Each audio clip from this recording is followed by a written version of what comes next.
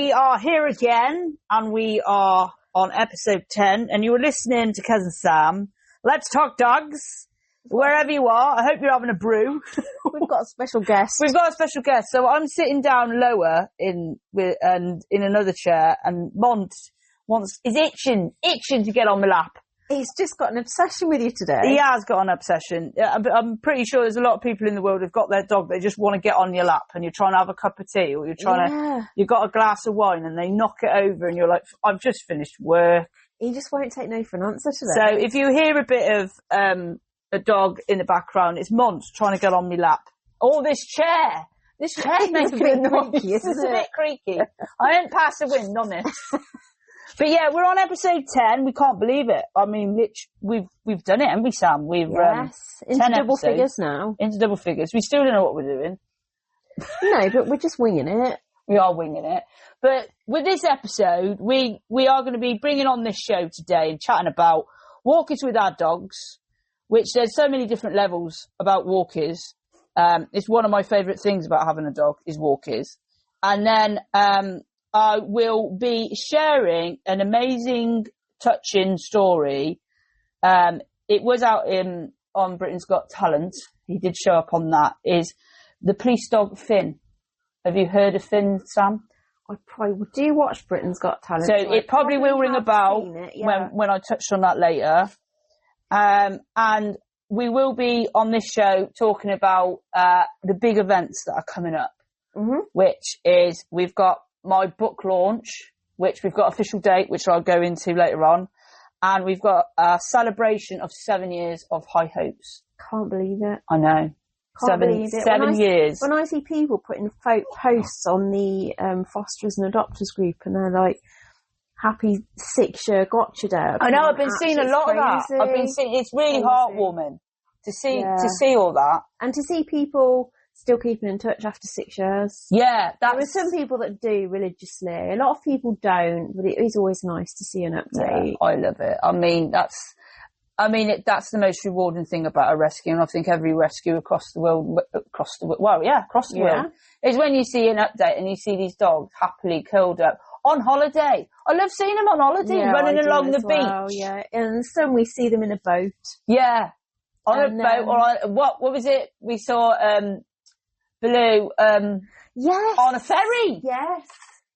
He was on a ferry. I haven't been on a ferry in years. No. He's got on a ferry. Yeah, it was nice. So my van broke a couple of weeks ago, and the guy that fixed it, Rob, actually adopted from Forest Dog Rescue. Oh, yeah. And he adopted a dog that I knew when I was there. And so I saw him for the first time after, must be 8-9 years. No. And he's quite a difficult dog. He's quite a yappy little thing. Was and, he got his phone out and he showed me videos and photos of him on holiday he was on some sort of like a Lilo thing. Yeah. And he got like a shark, he got like a suit thing on. What are they called to stop him sinking? Like a life jacket. Oh, really? That's so cute. He got a shark fin on it. No, get off. Show me photos. That was nice, and he's not even one bad. I think I have seen stuff on YouTube. It's so cool. Oh, that is what it's all about. These dogs, because every dog deserves a loving home, and like when you do see them being so loved and so well looked after, it's just the best. But with walkers with our dogs, when I mean walkers is going out on walks with your dogs, the things that you enjoy when you're out on walks, why you go on, why we get a dog is if you love walking. I can't see the point if you haven't got a dog. No, I do struggle to walk. I can't see the point. I feel lost, and I feel like I hide behind the dogs a little bit. Do you reckon? Yeah, so I saw a guy a couple of weeks ago, and I was in the shop, and I see this guy a lot up and down because I'm always out walking. And he's like, oh, I don't recognise you without a dog. And I'm like, well, yeah. No way. Yeah. It's part of your outfit. Part of my outfit. You and your dog. I just feel a bit lost. But for me, what I love about walking with a dog is I find it calms me, or it's if I'm having a very stressful day, or I'm really upset about something, or I'm bothered by something, I love to just grab the lead, grab my dog and go for a walk. Yeah. And I just can't think of anything better. I do miss doing that because because you're a bit tied with the rescue and stuff. Rescues, and we do spend a lot of time in the secure field, which they absolutely love. Yeah, but there's so many, weeks and months you can walk round and round the secure field. Exactly, it's like the same view. You're like prison gates. We do different fields. You do different fields, but I see what you mean because I use a field by me in Hanley Swan, and it's not very big. It's not as big as the fields we use. And there's only, like you said, there's only so many times you can walk around the field. But the problem is, if I sit down, the dogs come and sit with me, and I'm like, I've hired this field. Please run around. Please use the rest of the facilities. Yeah, exactly the same. But they don't. They come and lie down with you. So you're like, I've got to get up and walk. So what makes me mad though is when you drive past the field and you can see someone in the next field and they're just sat there on their phone. I think I remember you telling me and the dog's just standing looking at them, and I'm like, you've booked an hour to spend with your dog. Spend it with your dog. Like, I totally agree. There's only times if a text come through, but I try and make that, like, obviously with the ball, or do a little bit of training, like stay and recall and stuff like that, because it's always good to go over it. But I live in Malvern, and if anyone else is listening is in Malvern is like, to go up on the hills. I do not use the hills enough. I live there, and I'm guilty of not going up there enough. But the other reason I don't go up there enough is I am reluctant when I'm on my own, only because there's a lot, not saying there's bad owners out there or anything like that, or there is owners that are not switched on and they should know their dogs better, or they don't control it better. They're loose. And there's a lot of areas on the hills where they can just pop up out of nowhere. And Rusty's really good most of the time, but if they just pop up, then it's a bit much. It's a bit much, and the dog, and they go, my dog's friendly. And I'm like, mine then. I hate that. I hate that phrase. Yeah, well, my dog's not, mate. Yeah. Please, can you call your dog back? And then I've gone halfway up the embankment when I've been with Guinness, because I wanted to take Guinness up on the hills. And someone's come in and go, my dog's fine. I'm like, well, clearly I'm not. I'm wrapping myself around a tree to try and get away from you. I've had to tie Roman to a tree before now. When he was first here, I mean, I've done a lot of work with Roman. He's come a long way. Yeah. But there was one time when I was dog walking as well. And one of the dogs that I walked, Smokey, I could see her. He was walking the same place I was walking Roman. And she saw me and I saw her, and I was like, oh my God, she's just going to come running. She's going to come running. And Roman was not dog friendly at all. I mean, he's very reactive on the lead. Yeah, it was from a mile off, he'd react. He'd react. And the volunteer I was walking with was pregnant, quite heavily pregnant. Oh, God. And she was only a tiny little thing. And I was like, I can't pass him over. This dog's going to run at me. I don't know what I'm going to do. So I ended up having to tie him to a tree. Oh my God. So that I could move, because this dog was already coming towards me. He was going mental. It was not a good experience, but I mean, that is, I think a lot of people are reluctant if you have got, I mean, obviously I don't want to have it all about reactive dogs, because it's not what we're here for, but that is a big part of it. Mm-hmm. And it is really hard, and it puts you off going play. You think, oh, I'll go there today. Oh no, I won't actually. You've got to be so aware when you walk a reactive dog. It's not really a relaxing experience. No. I mean, you try not to let your anxiety go down the lead, because they pick up on it massively. Yeah, and generally I'm not, but you just constantly clock in where the next dog is. Yeah. You've got to be so aware of the space that your dog needs. But sometimes they just come out of nowhere, like you say. Yeah, they pop up out of nowhere. And the hills has got a lot of hidden features. But the best, I was going to ask you, Sam, but I'll answer this one, so right. The best place, all right, Monty, if that's whining, that's our little friend here. She wants attention. My favourite place I've ever walked, like any of my dogs. Have you got anything in mind? Yeah. You have a little thing. Mine was Villa Park. What? Yeah. When it was empty? Yeah, of course. Yeah, I took him on match day. Ran on as mascot. No, I took Milo up to Villa Park one day, and it was on a Sunday. It was really quiet, and I've only really ever gone to Villa Park when there's a game on, so it's really busy and hectic. But we walked all the way around outside. Of course, we couldn't go inside. And then I had selfies with him on the whole end steps. And there's a statue of a very famous man who created Aston Villa and the Football League. and had selfies, and someone wound their window down saying, is he the new mascot? And I shouted, yeah. He could have been. And I had it was so cool to take Milo round Villa Park. I mean, I've spent most of my childhood at Villa Park, and there I am with my little dog. Oh, amazing. So I really enjoyed that. Amazing. What's yours, Sam? Mine's Trimpley Reservoir. The what, where? Trimpley. Trimpley. Trimpley. I've never heard of that place. It's probably about 20 minutes from here. Oh, you're going to have to take me, Sam. Massive reservoir. It's not so great in the winter when you're trying to walk up the hill and you're slipping. Is it quite muddy? Because it gets quite muddy. Yeah, there's places like that. I love going there because I love the water.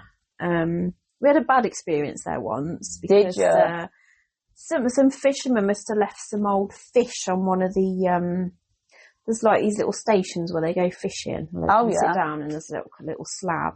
And I think a fisherman had left some old fish on there. Oh. And Stan's never rolled in anything really. Oh, God, don't tell me. But that day... Oh, God, he covered himself in this rotten fish. I've never smelled anything like it in my life.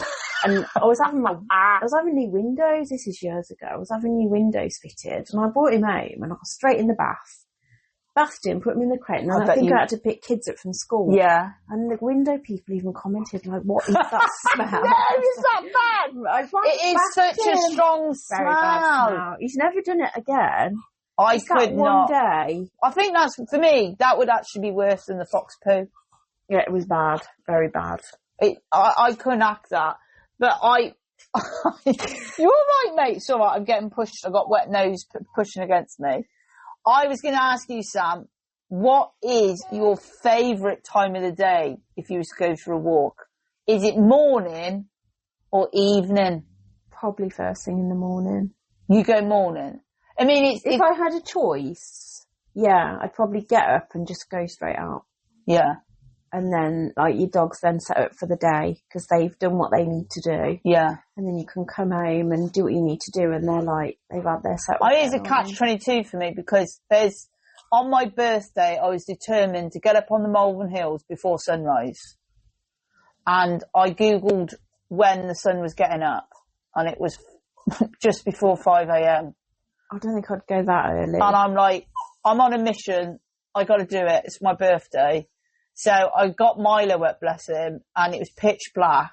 And I thought, I got to get up these hills in the pitch black on my own with my dog, because no one else is going to join me at that time. So I did it, and just as we was getting to the top, the sun started coming up, and I'm telling you now, I've never seen a view like it in my life. I mean, people talk about Mount Everest and stuff. It felt like I was at Mount Everest because that particular morning was low cloud, and as you got to the top of the British camp, the low cloud was over Malvern, and I was and I felt like I was on top of the world. The sun was just coming through, and it was clear blue skies. It was picturesque. So I luckily I took my camera up with me, of course, and I put Milo on top of the beacon. There's a Pacific Point. I think I've seen that photo. And I took that picture, and I took loads of pictures that day, and I shared it to the papers, and was unaware that that was the picture of the month. They never told me. They shared it, but. So morning is good, but evening as well when the sun's going down. Yeah, evening's nice, but I find the dog's a little bit more. Oh yeah, if you don't walk them in the morning, you're in for it in the afternoon. Yeah, if anyone's listening, and you probably may have discovered something about that time of day that they get a little bit. If you've got a wired dog, you've got to do the morning walk. If you do the evening, you're being dragged across the ground. Yes. We've done a few walks, and we'll probably have to do it again this winter when it's been going dark, and then we've had our head torches on. Yeah. But when we go to this particular field, we always use a field in Stourport, and there's loads of bats. Oh, is there? And I just feel like they dive bomb at me. I'm not scared of them, but they do dive, but they're not. I don't think they're planning to hurt you. They're walking around like on edge. They're just going to get me. The thing is, people worry because they think they're trying to suck your blood. I just think I don't want to get stuck in my hair. Yeah, that's the main thing, because they are quite small, aren't they? And they're very fragile. They've got big teeth, though. Have they? Yeah, they've got quite big teeth. What bats have you seen? Not the horror ones. Sure I think when we were kids, I think we had a bat. A bat came in the house, and he got stuck on the back of the sofa, and it was like clinging on. It was only a little bat, and I can't remember what we did with it. We probably called some wildlife place and everything. But I think since then I've just been a bit like, oh, funny with bats, just the grip and the, I think they get in your hair. I think I've only ever seen the little bats. I'm intrigued now to see how big their teeth are. They're quite big. I'm sure they're big. They're carnivores, aren't they? They eat like insects and stuff, don't they? I'm sure they eat insects. When you said carnivore, I thought they were trying to make way with the sheep. No, but the most common things walking our dogs really is what everyone enjoys. Is the biggest one, I think, is top of the list now, is pulling on lead. Top of the morning to you. Top of the morning. I would say pulling on lead is probably the most commonest struggle that a lot of people with a dog, and the strength, even medium-sized dogs or whatever, you think, Jesus, that dog's strong. Yeah. So I would ask you, Sam, what tips do you have for pulling on lead? I would say, when I did my dog training course, they were very much with the slip and pulling, and I just never found that really worked. So for a really pully dog, if you can, I'd use a face harness. Oh, would you? Because it's the only way. I mean, with Roman, we tried a normal harness. We tried just the slip. But I mean, he's nearly 60 kilos. There's no way you can hold onto a dog that big. We tried a front clippy harness, which is I tried them. I didn't. Not with Guinness. And then with the bigger dogs, we like to use what are they called? They've got the name. I like the Gen Cons because you can buy one and they fit any dog. They're nice and easy. Oh, that's good. And there's a make of Halty, and it does not come into me now, which we use for Dora. Yeah. And you just feel like you've got full control. Yeah. And I mean, you can do, there's lots of tips online for things you can do to get them to kind of walk to heel. A lot of training. There's a lot out there which can be to focus on you, but it's not. If you've got a treat orientated dog, then that's great. Yeah, if they're if they're not, it's just an impossible task. And you can get them, like I did a lot of obedience training with Charlie, and you can get him. I got him to walk to heel. He'd go left, he'd go right, and he wanted to do that because that's him. Mm. But that isn't going to work for every dog. No, because especially with reactive dogs, they're on the lookout. They're on alert. So for a dog like that, I'd definitely try face harness. Yeah. Getting their focus, getting treats they like, mixing up your treats so they're not always getting the same thing. Get bored, So if they do something that's better, you can maybe hand out a hot dog, if they listen to you and they come when you ask them to, and they've seen a dog, then give them something better. But it's being quick. Yeah. It's not like when I first started dog training, my dog trainer used to get a bit annoyed because you're like fumbling around in your bag to get a treat. Have them in your hand ready. You've got that moment. Yeah. Of they've done what they needed to do and you treat them. Yeah. But it very much just depends on the dog. I mean, some dogs are quite open to using the slip and they'll listen to you. But with Luna, if you've got a slip lead on her and you pull it, she don't give her monkeys. She completely She needs a face harness and she hates it. But it's the only way to keep control, because that is the biggest thing, is keeping your dogs under control. Yeah. Because I looked at it, obviously pulling on lead is such a common situation for a lot of dog owners. And the main reason dogs pull on lead, obviously excitement, but the main reason is their noses. The noses is leading the way. Yeah. And that is more powerful than you going, come here, come pull, trying to do all that. But I tried methods. I've had a few, especially Springers. They're known for, and Hounds, they're very strong with their noses. So they're very pulley dogs. Beagles are pulley as well, aren't they? I love Beagles, but I'd never have one. No, I wouldn't have one either. But, I mean, there's a lot of methods like stop, turn around, go the other direction, go back round. I mean, that takes a lot of patience. I was with my mum once and I tried it. I was trying it with Milo because Milo was quite pulley. It went through a phase of pulley. And we did it twice. Mum goes, oh, I ain't got time for this. You never get out the road. I'm like, Mum, you're defeating the object of the game. I said, it's not the location. It's not, where we go. This is the process. My mum did not have the patience. So you've got to have a massive so I just amount had of to put with him patience. pulling me. And also, I think you've got to make yourself more exciting than what then trying to... Even if you look like an idiot. Yeah. But Rusty pulls me, if I get the big those throw things with the tennis ball, he knows we're going to the field and he knows he's going to have playtime with the ball. He pulls me all the way. And there's literally nothing I can do about it. I mean, sometimes I just...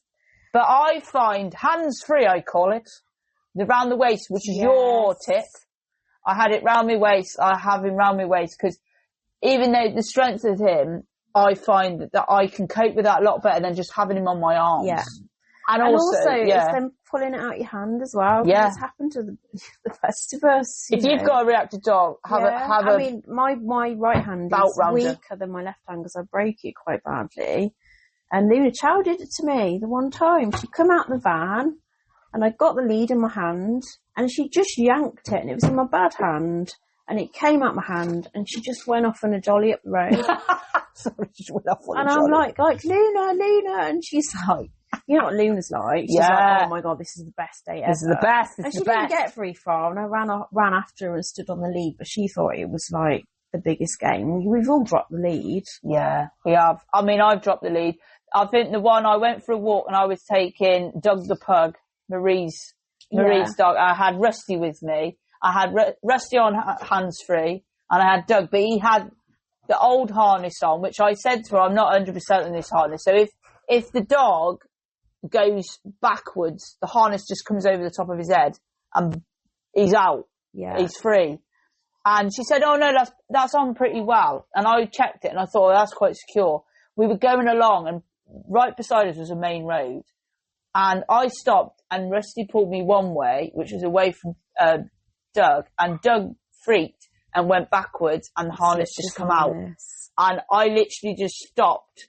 And as I went to, I just grabbed him and he didn't, luckily he just stood there and he didn't do anything. He just stood there, but my legs went to jelly. Yeah. And he's not my dog, he was Marie's, and I just thought, oh my God, I think it's worse when it's someone else's. I really think it is. Though, yeah. I mean, I think I'd freak if it was mine, but I think it was just, he's not my dog. And it's happened with us, with George. George he wears a nicely fitting harness, fitted really well, but this one particular day he panicked, and we always use a slip and a harness because it's the safest way to walk. I agree with you there. And he slipped, he panicked, pulled backwards and the harness came off. Oh, jeez. And honestly, that harness coming off? Yeah, they're not. They're nice. What were they? K9? The K9, that's it. The K9 harness. His is a Bully Billows and they're fantastic harnesses. It was just that sheer panic, adrenaline, and they just have a way of just slipping out. It's happened to us when we've brought new puppies out and it's been their first time out. They'll slip out the harness. Get that slip lead on as well. Getting through gates and stuff, and they panic and they go backwards. What's the matter? I don't know what's wrong with Monty. Monty's upset tonight. Not settling, are you? What's the matter? Bless. Need a cuddle. Have a cuddle off Sam. He seems very restless, so I do apologise anyone listens. What's the matter? Oh, bless. He's wagging his tail now. He's all out of it. But other things is, it's good for the dog and us, exercise. It's exercise, gets you out the house.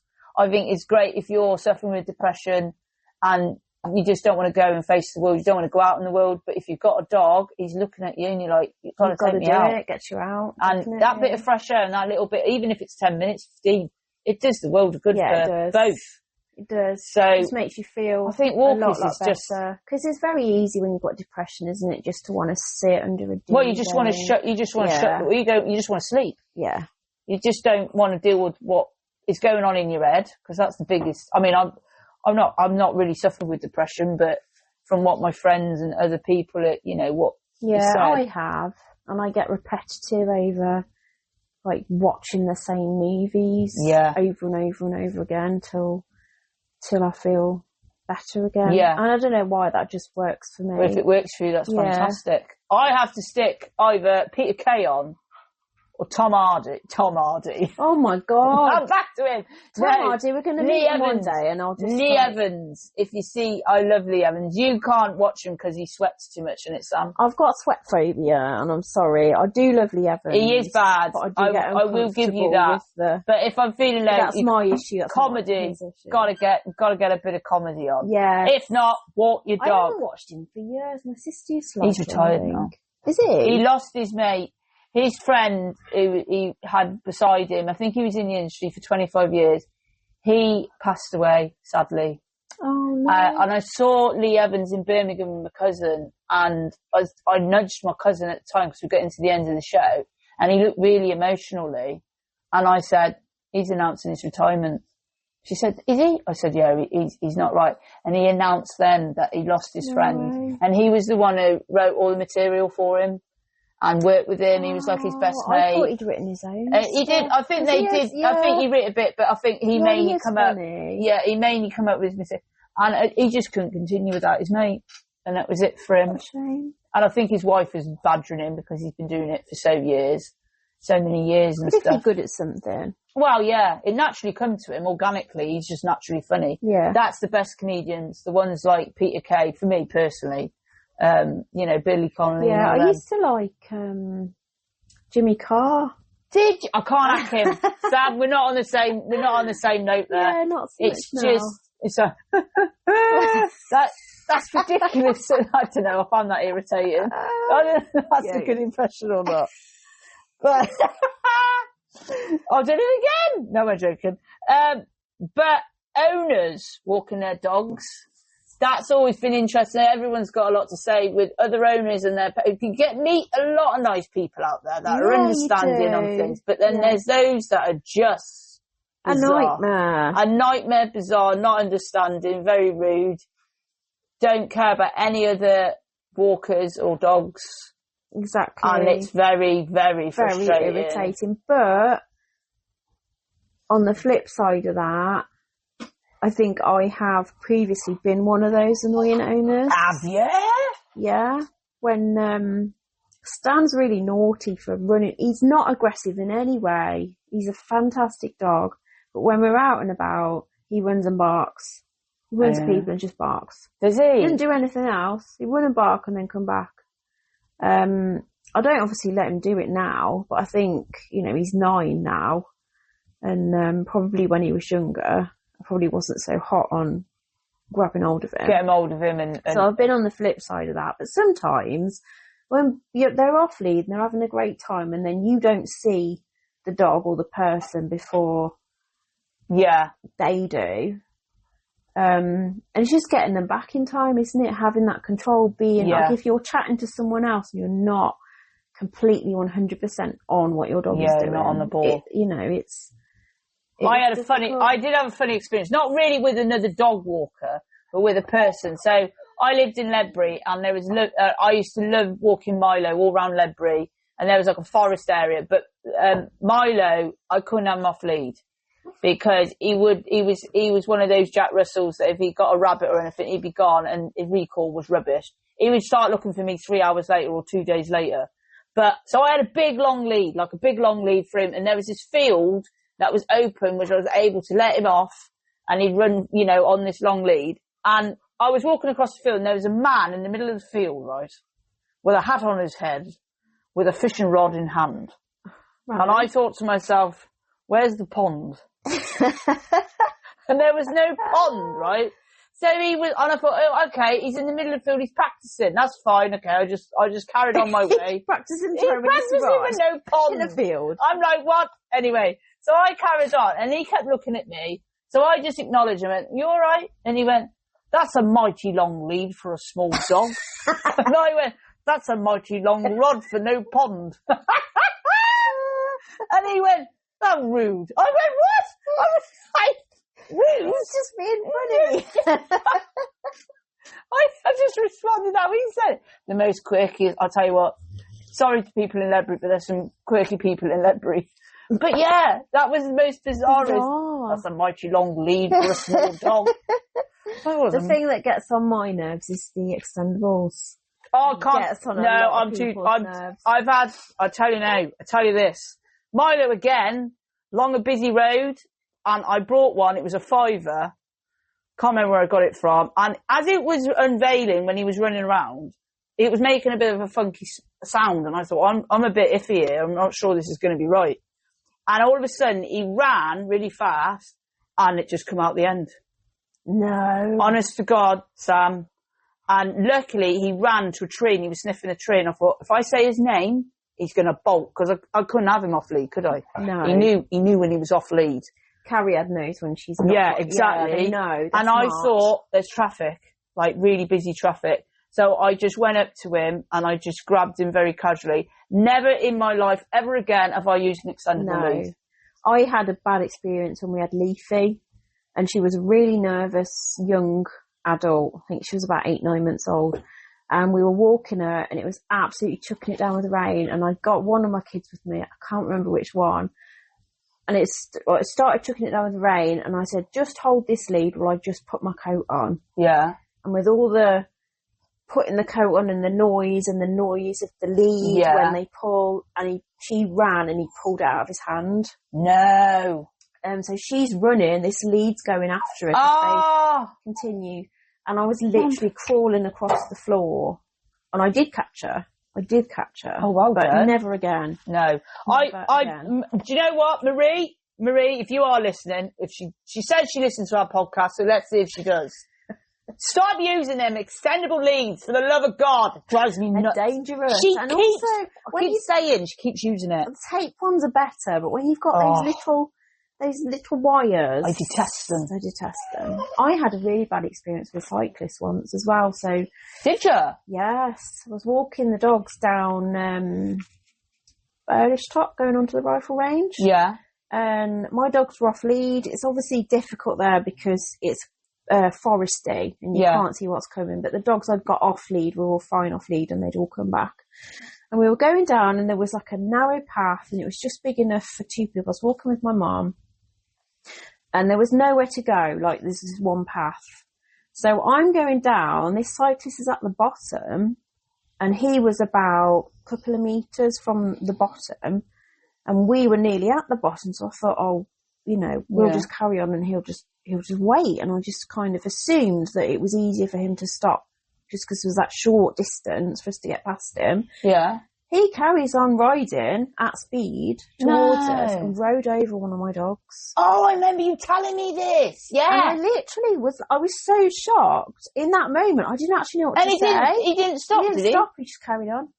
I would say. But one of my friends, who used Strava, managed to track him, and we found out who he is and where he lives. Yeah. And we never pursued it. His name's Angus.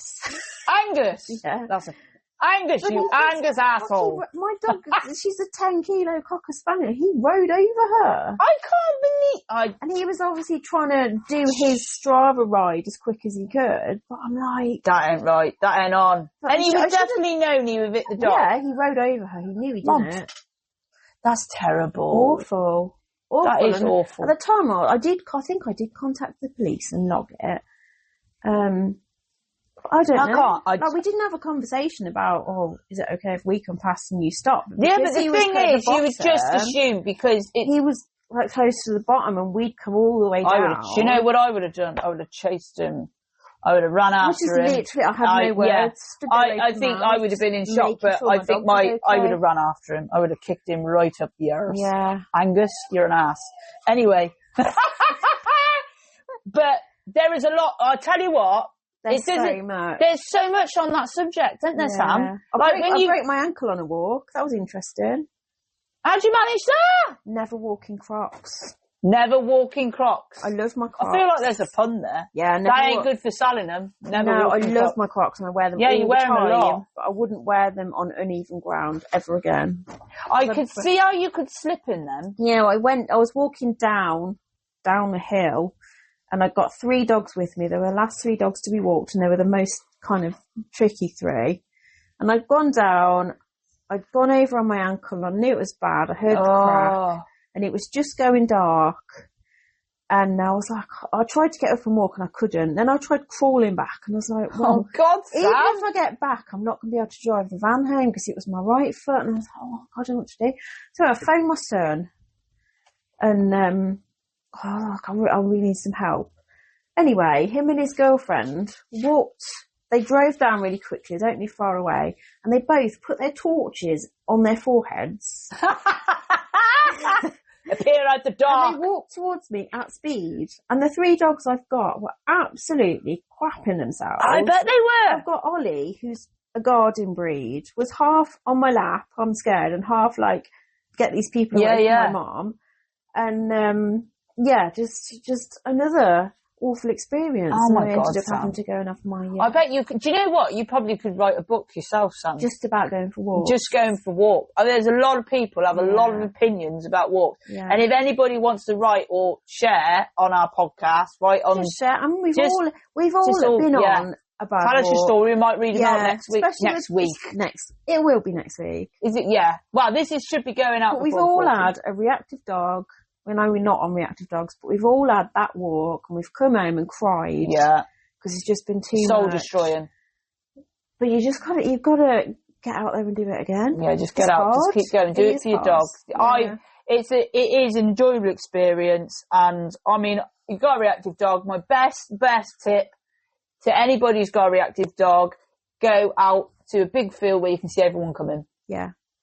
That is my biggest tip for you. With Guinness, we did a lot of letting him make his own decisions. Oh, yeah. And I think that's been massive. Massive. I reckon we will circle back round. Yeah. Because I think there's a lot of people struggling with that. And I think we can give it a little bit. We have, but we could give, I mean, not that we're experts, but we can give some good, especially you, Sam. About?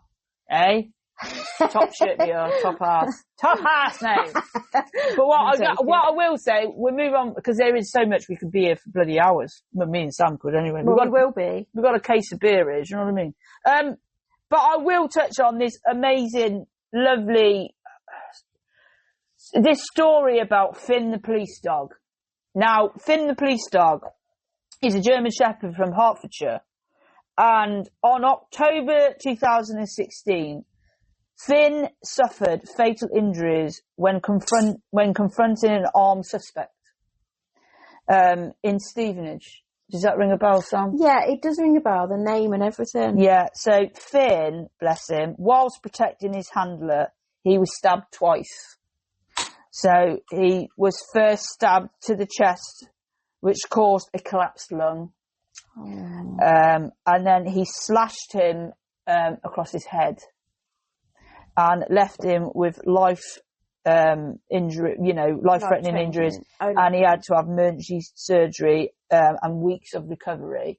And whilst he was in his recovery, bless him, his handler Dave, this constable, I can't say his surname, Sam. Do you want me to have a look? You can have a look, Sam. Have a look for me. Hang on. Let me get my book out. I can't see out my glasses. PC Wardle? I apologise for not saying that right. Wardle, yeah. And he stayed by his side whilst he was, slept with him and everything. Oh. He had Finn from a pup. I mean, I wanted to be a police officer when I left school. I wanted to be a police officer of the law. Purely to go into be police dog handler. Honestly, that would be a dream job for me to do, but I would, obviously, if you get attached to these dogs and hopefully I'm sure the police officer, the handler gets to keep the dog after retirement, but I don't know the ins and outs. No, but I don't. I'm sure that's what comes about. But yeah, Finn was obviously left and he obviously survived and lived to tell the story. But the attacker of Finn was only charged with criminal damage to property. No. Yeah. So what Dave, Finn's handler did, he then went on a campaign and literally used Finn that's how he ended up on Britain's Got Talent, is because he wanted to get out there to get the law changed. And I'm really pleased to tell you that, following 2019, Finn's law was passed. So it is now a criminal offence to attack or injure a service animal. Brilliant. So that is thanks to Finn. So in 2019, that was brought to justice. I'm really glad. I mean, that when I read that, I mean, I think I vaguely saw it on Britain's Got Talent, and I wasn't. I'm thinking I'm going to have a look later and refresh my memory. To have that as criminal damage, he stabbed a dog. People, it's animal. Dog, it is, but they see dogs as property, don't they? It's ridiculous. Yeah, it's the same as theft. Where we've touched on that theft of a dog, but I just angered me a bit. Anyway, I went on to read some more about Finn. And Finn, he retired, and I think he spent the rest of his days with PC Wandle, whatever it is, Dave. I'll say Dave. He sadly passed away in 2023, Sam, at age 14. Wow. So he survived that horrific ordeal, lived to tell a tale, and he got to a good age. Did the guy who stabbed him ever get prosecuted? Well, he just got that. He just got charged with criminal damage. They didn't go back. And I would have bloody gone back. Would have gone with my foot right up his ass and a lot more. But we're not good with it. And also, this is lovely. A bronze memorial statue was put up in Finn's honour, unveiled in 2025 to honour all his legacy and the service of all police dogs. Oh, amazing. Yeah, and there's a statue of him. And it looks quite like Finn. Dave, the handler, he was totally moved when they unveiled it, because they captured the way they've done the statue. He said it's captured his eyes and everything like that. And I just think there is so many heroic, but I wanted to mention that one because I do remember that on Britain's Got Talent, and I do remember because of that situation and because of that, and also Dave, it's got the law changed. Yeah. And it should have been that in the first place. But yeah, definitely. Let's not go there, Britain. With all the flags about. So anyway, we're getting to that time. We're getting close. But we have got to mention the big news that's going on with me. Yes. Rusty's book. We've had a week. We've had a week, haven't we, Sam? So I've got when I touched on it, we didn't have a date for a book launch, but we have now. And it is happening on the 20th of September at Malvern Cube, 10:30 till 1. Please come down and see me, Sam, and Rusty. Rusty's he's only coming out for a short period because just in case there's a lot going on, it's just because it might be a bit overwhelming for him. But I will be there, and I will do a talk on Rusty, and also have a chat about and talk about High Hopes. So if you want to come down, get the book, get a copy of Rusty's book. All donations, like 50% of the donations go to High Hopes, so it's all for a good cause. We've got a website now. We have a website, the book. KeztasticCartoons.com. Yeah. That is, thanks to Sam, because I don't know how I would have got there. It was a challenge getting you to sit down for 4 hours. I just kept sitting there going, yeah, that looks good. Yeah, but then you were like, oh, should we get a drink? And, do we need to do this? Or do we need to do that? Sit down. I struggle with things like that.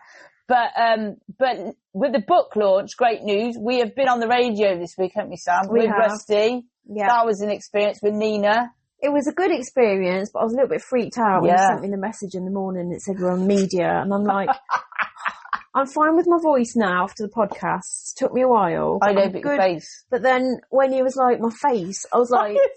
I just got it 3 minutes. Wash my hair. I haven't dyed my hair. I can't. I'm getting makeup. It was the picture. I like the picture they put. But I literally got home from the field at 10 to 5. Is that when you got it? Yeah, 10 to 5. When I messaged you? Yeah, and I was supposed to leave at 5. It's just no time. You did really well. You had a button to control to make...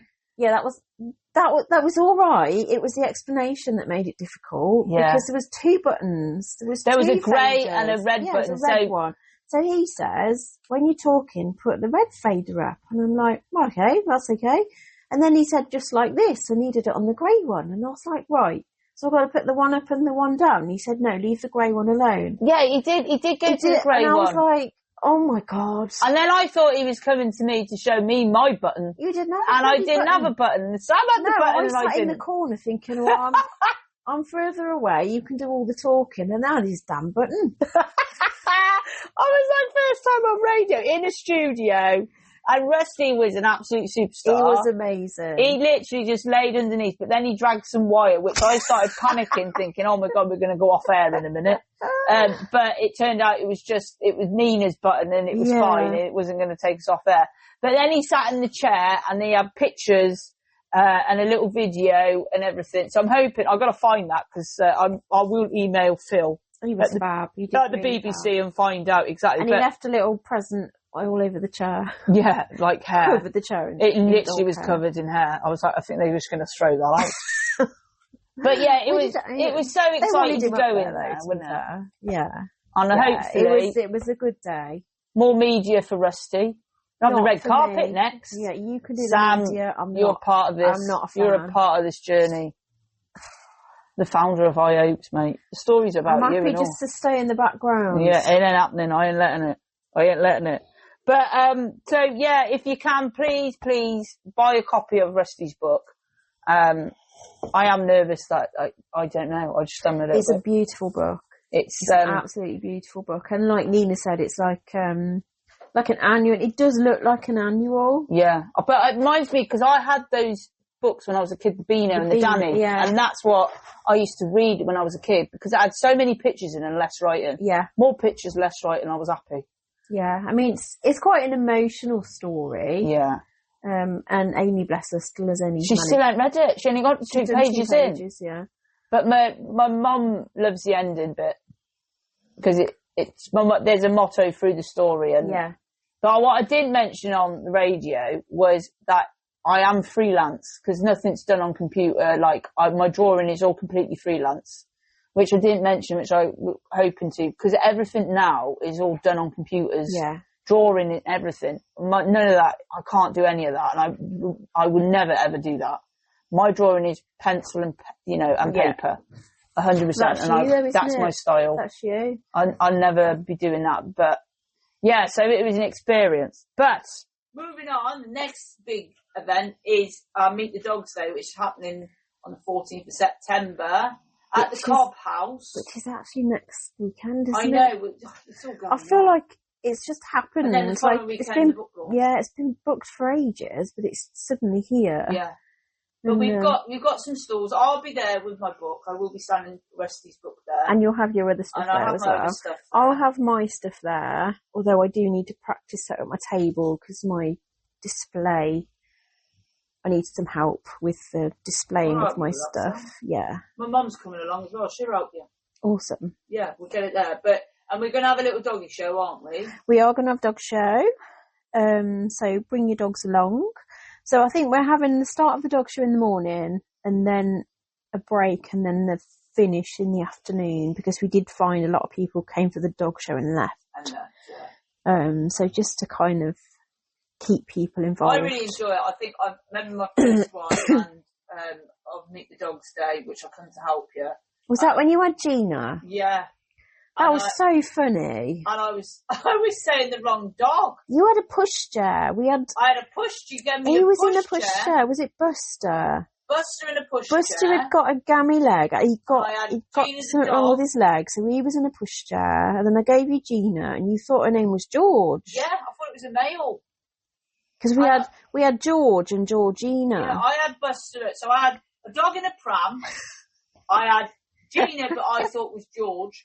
And then halfway through the day, I had this lovely lady come up to me, this little old lady come up to me and said, "Oh, hello." She said, "I've been sent your direction." I said, "Have you?" She said, "That girl over there," I can't remember who it was who sent her over to me. She said, "Says you've got Gina." I said, "I ain't got Gina."